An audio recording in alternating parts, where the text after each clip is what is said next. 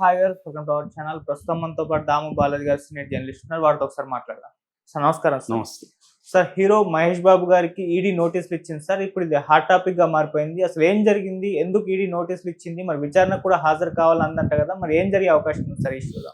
ఇప్పుడు తెలుగు రాష్ట్రాల్లో ఒక వార్త సంచలనంగా మారింది. అదేంటంటే ఇందాకే వచ్చిన న్యూస్, మహేష్ బాబుకి ఈడీ నోటీసులు ఇచ్చింది. 27వ తేదీ విచారణకు రమ్మని అందులో ఉంది. సో అసలు ఏంటి నోటీసులు, ఆయన ఏం తప్పు చేశాడు, దాదాపు 6 కోట్ల మనీ లాండరింగ్ జరిగిందని వార్తలు వస్తున్నాయి. సో ఒక పక్క ఆయన రాజమౌళితో సినిమాలు చేస్తున్న సందర్భంలో ఇలాంటిది రావడం ఒక సంచలనానికి తెరదీసిందని చెప్పుకోవచ్చు. ఇప్పటి వరకు మహేష్ బాబు మీద ఎటువంటి వివాదాలు కూడా ఈ టైప్ వివాదాలు లేవు. అల్లు అర్జున్ తర్వాత మహేష్ బాబుని ఏమన్నా టార్గెట్ చేస్తున్నారని డౌట్ అయితే చాలామందికి వస్తుంది.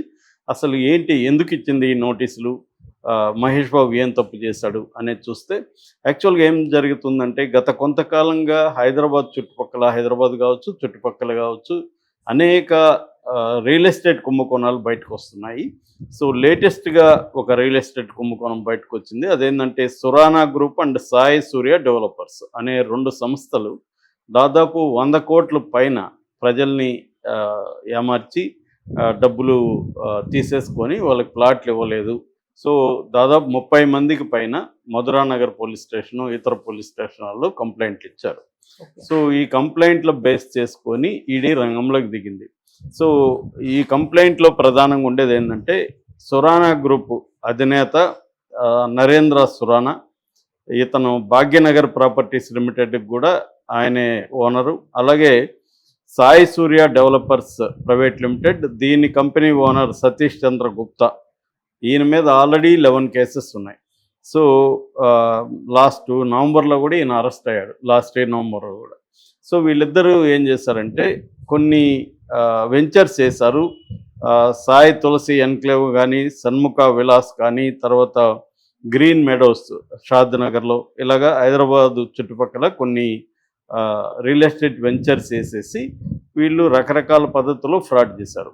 సో ఫస్ట్ పద్ధతి ఏంటంటే, ఇందులో ఫ్రాడ్ చేసిన మెథడ్ ఏంటంటే, అనాథరైజ్డ్ ల్యాండ్స్ని, అంటే వాటికి వీళ్ళ దగ్గర సెరా పర్మిషన్ కావచ్చు, లేకపోతే అది పంచాయతీలో ఉంటే పంచాయతీ పర్మిషన్ కావచ్చు, ఇలాగ అన్ని రకాల పర్మిషన్లు ఏవి లేకుండా అప్లై చేస్తారు పర్మిషన్లకి. అవి వచ్చుండవు, వస్తాయి రావు కూడా తెలియదు, కానీ వచ్చిందని చెప్పేసి వీళ్ళు ఏజెంట్లను పెట్టేసి హడావిడి చేసి పాంప్లెట్లు వేసేసి చేస్తారన్నమాట. పెద్ద ఎత్తున ఆఫీసును చాలా రిచ్గా తీసుకుంటారు. ఒకసారి మనం ఆ ఆఫీస్కి అడుగు పెట్టగానే మనకు అన్ని రకాల మర్యాదలు జరుగుతాయి.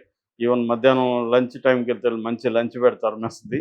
సో ఇలాగా మనల్ని ఒక ఇది చేసి తర్వాత మనకు కూడా ఒక ఆశ చూపించారు, నువ్వెవరు నాకు ఫ్రెండ్కి కానీ తీసుకొస్తే నీకు కమిషన్ ఇస్తూ ఉంటారు. ఇలాగ మనకి ఈజీ కమిషన్ వస్తుంది, జస్ట్ ఒక ఫ్రెండ్ని పట్టుకుపోతే చాలు అని ఎవరినో ఒకరిని పట్టుకుపోవడం, ఇలాగా అనాథరైజ్డ్ ల్యాండ్స్ని చూపించి చేయడం. రెండోది మల్టిపుల్ సేల్స్, ఒకరికి అమ్మిన దాన్నే ఇంకొక 2-3 కూడా అమ్మేసేయడం. మూడోది ఫాల్స్ రిజిస్ట్రేషన్ హామీలు ఇవ్వడం, నీకు రిజిస్టర్ చేసేస్తాను అని చెప్పి సేల్ డీడ్ ఇచ్చేసేయడం, డబ్బులు అడ్వాన్సులు తీసుకునేయడం. ఇప్పుడు 6 నెలల తర్వాత అయితే ఇవి నీకు 50 లక్షలు దీనికంటే పెరుగుతుంది, ఇప్పుడుగానైతే 50 లక్షలకి నీకు తగ్గుతుంది అని చెప్పడం. ఇలాగా అంటే ఆల్రెడీ కొనాలనుకుంటున్న వాళ్ళని రకరకాల పద్ధతులు అటెంప్ట్ చేయడం. తర్వాత ఫైనల్గా non delivery of the flats, ఈ ఫ్లాట్స్ చెప్పింది ఇవ్వరు, ఏదో పెండింగ్లో పెట్టేస్తారు. ఆ మధ్య నేను ఒక దీంట్లో చూస్తే అగ్రిమెంట్లో ఒక క్లాజ్ పెట్టారు వాళ్ళు. ఆ క్లాజ్ ఏంటంటే గాడ్స్ ఇంటర్వెన్షన్ ఏమన్నా అయితే ఈ అగ్రిమెంట్ చెల్లకపోవచ్చు అనేది పెడతారు. గాడ్స్ ఇంటర్వెన్షన్ అంటే ఏంటి, వీళ్ళకి నష్టం వచ్చింది కూడా ఎక్కడో వేరే ప్రాజెక్టులో మాకు నష్టం వచ్చింది, అందుకని మేము ఇవ్వలేకపోతున్నాం, మేము ఆల్రెడీ చెప్పాం కదా గాడ్స్ ఇంటర్వెన్షన్ అని చెప్పేస్తారన్నమాట. సో అలాగా లీగల్గా దొరకకుండా వీళ్ళు ఏం చేస్తున్నారంటే కొన్ని రకాల పద్ధతులను ఫాలో అవుతున్నారు. సో దీంట్లో చాలామంది ఇలా ఇరుక్కొని ఈ ఇద్దరి రియల్ ఎస్టేట్ ఏజెన్సీలో దాదాపు 100 కోట్ల పైన ఫ్రాడ్ చేశారని చెప్తున్నారు. ఇది కాకుండా ఈడీ ఎంటర్ అయినాక సిబిఐ కూడా ఆల్రెడీ దీంట్లో కేసులు పెట్టింది. సిబిఐ ఏం పెట్టిందంటే, వీళ్ళు బ్యాంక్ లోన్లు కూడా వీళ్ళిద్దరు కలిసి ఎగ్గొట్టారు. దాదాపు 3,986 కోట్ల, అంటే దాదాపు 4,000 కోట్ల బ్యాంక్ అప్పులు తీసుకొని దేనికైతే అప్పులు తీసుకున్నారో ఆ ప్రాజెక్టులలో డబ్బులు ఖర్చు పెట్టకుండా వేరే దానికి డైవర్ట్ చేసేసి అక్కడ లాసులు చూపించేసి బ్యాంక్ కొట్టారని ఆల్రెడీ సిబిఐ కూడా కేసు ఉంది. అదేదో సామెత ఉంది, మోసం చేసిన నువ్వు 1000 కోట్లలో చెయ్యి అని. 1000 కోట్లలో చేస్తే నువ్వు 100 కోట్లలో ఖర్చు పెట్టావు అనుకో, వ్యవస్థలన్నీ మేనేజ్ చేసేయచ్చు.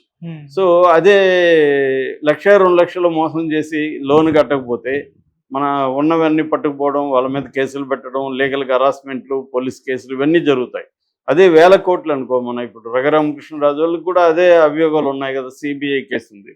ఆయనకి డిప్యూటీ స్పీకర్ ఇవ్వడానికి కూడా అది అడ్డు రాలేదు. అదే చిన్న వాళ్ళు అనుకో, వాళ్ళకి పదవులు ఉండవు, వాళ్ళకి ఏమైనా ఉద్యోగాలు ఉంటే వాటికి ఇబ్బంది, ఉద్యోగాలు కూడా ఉన్నవి పోతాయి. ఇటువంటి కండిషన్లో వీళ్ళిద్దరూ చేశారు. ఇప్పుడు మహేష్ బాబు ఏం చేశాడు, ఈ ప్రాజెక్టులని ఎండోర్స్ చేస్తూ అడ్వర్టైజ్మెంట్లో పాల్గొన్నాడు. వీళ్ళు తెలివిగా ఏం చేస్తారంటే పెద్ద పెద్ద హీరోయిన్లకి డబ్బులు ఇచ్చి వాళ్ళ దగ్గర ఎండోర్స్మెంట్ చేస్తారు. ఎప్పుడైనా ఇప్పుడు కంప్లైంట్ ఇచ్చిన వాళ్ళు అందరూ ఏం చెప్తున్నారంటే మహేష్ బాబు ఎండోర్స్మెంట్ చేయడం వల్లే మేము నమ్మాము ఈ ప్రాజెక్టు, ఎందుకంటే ఇది అథెంటిక్గా ఉంటుంది, మోసాలు చేయరు, మహేష్ బాబుకు ఒక క్లీన్ ఇమేజ్ ఉంది, సో మహేష్ బాబు ఎండోర్స్ చేస్తున్నాడు అంటే ఇది నమ్మకమైన ప్రాజెక్టే అనుకొని దిగారు వీళ్ళు. అంతకుముందు కూడా కె విశ్వనాథ్ కావచ్చు, సిరివెన్నెల కావచ్చు, కొంతమంది చేసిన ప్రాజెక్టులు కూడా ఇట్లాగే ఫ్రాడ్లో ఇరుక్కున్నాయి. సో మనం ఏంటంటే ఒక నమ్మకమైన వ్యక్తులు వీళ్ళు ఇది నమ్మకమైన ప్రాజెక్టులు మేము కూడా కొన్నాము అనేది చెప్తే మామూలు కొనేవాళ్ళు నమ్ముతారనమాట. ఈ టాక్టిక్స్లో వీళ్ళు చేశారు. సో మహేష్ బాబుకి ఈ ఎండోర్స్ చేసిన దానికి గాను 5,90,00,000 డబ్బులు ముట్టినట్టుగా ఈడీకి వచ్చింది. ఇందులో 3,40,00,000 చెక్ రూపంలోకి వెళ్ళింది, 2,50,00,000 క్యాష్ రూపంలోకి వెళ్ళింది.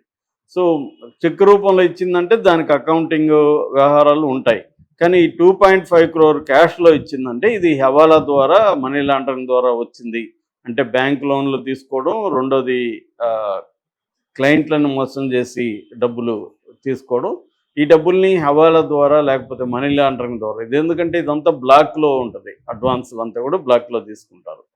సో ఈ బ్లాక్ మనీని వైట్ చేయడం కోసం మనీ లాండరింగ్ చేస్తారు. అలాంటి మనీ లాండరింగ్ మనీ మహేష్ బాబుకి ఇచ్చారు.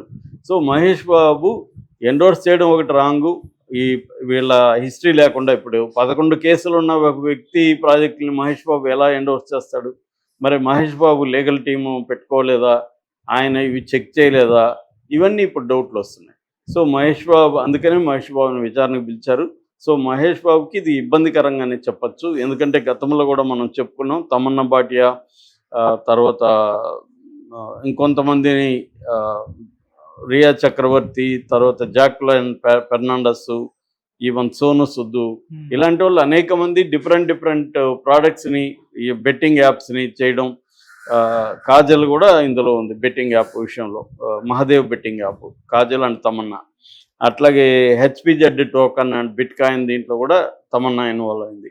ఇలాగే ఏంటంటే ఈ మధ్య కూడా చాలామంది పేర్లు మన బెట్టింగ్లో వస్తున్నాయి, వాటి మీద కేసులు కూడా నమోదైనాయి. సో సెలబ్రిటీలు దేనైనా ఎండోర్స్ చేస్తున్నప్పుడు దాని బ్యాక్గ్రౌండ్ చెక్ చేసుకోవడం, లీగల్ టీముని తన లీగల్గా చూసుకోవడం, వీళ్ళ మీద ఆల్రెడీ ఏమైనా కేసులు ఉన్నాయా, ఇది ఫ్రాడా కాదా అనేది చెక్ చేసుకోకుండా ఇస్తే వాళ్ళు ఇబ్బందులు పడతారు.